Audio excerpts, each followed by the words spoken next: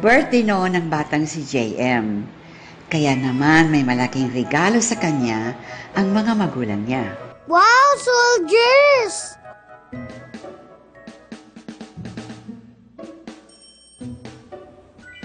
Ay, putol. Iisa lang ang paa ng huling sundalo. Pero dahil siya ang pinakakaiba, siya kaagad ang mapapansin ng bata at paglalaruan.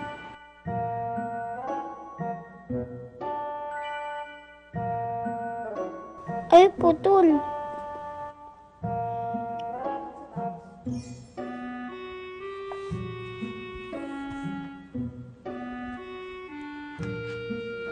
Sandali lang ha, ayusin kita.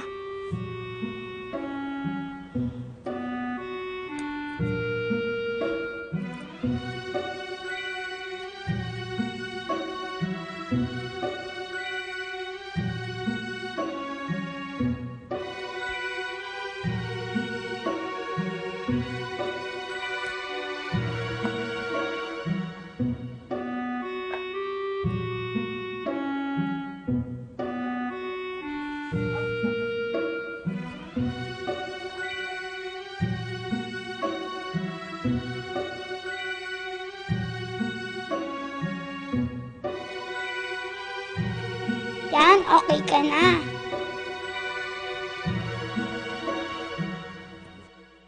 Kayla, let's play!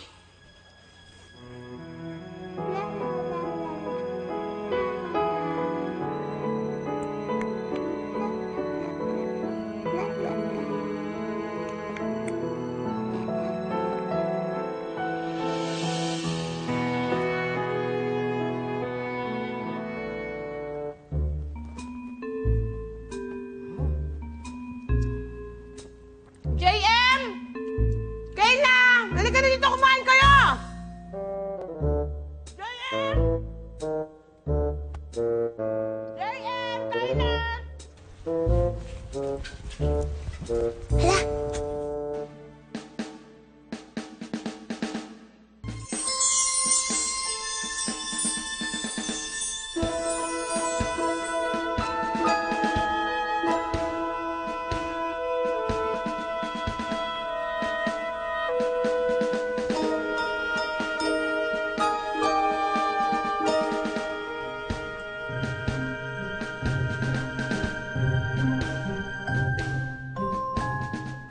Wow, nabuhay ang mga toys! Alam ko na susunod na mangyayari dyan.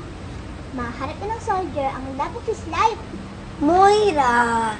Huwag muna magkwento si Ate Alice. Tumigil na nga kayo dyan. Tuloy ko na yung kwento, ah. At nabuhay na nga ulit yung mga laraang soldier.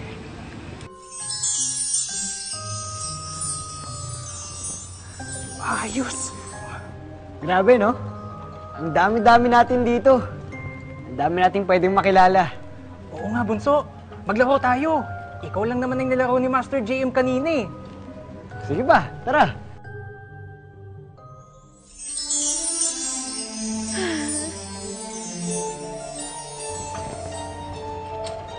Ano bang hinahanap mo, Bunso?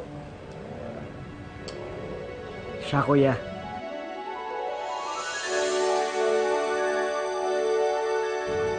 Tingnan mo.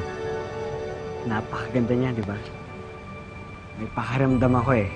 Pero pakiramdam ko lang naman na kami yung tinadhana para sa isa't isa.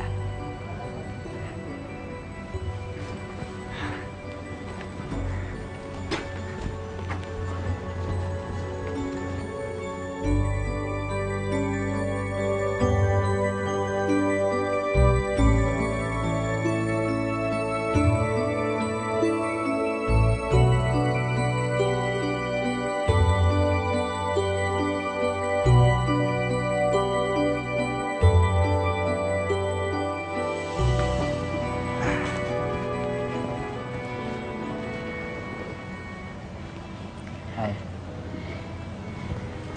Ikaw yung nakasayaw ko kanina, di ba? Parang ngayon lang kita nakita dito. Bagong dating lang ba kayo? Ikaw, tagal ka na ba dito? Ilan siya ba tagal-tagal na rin?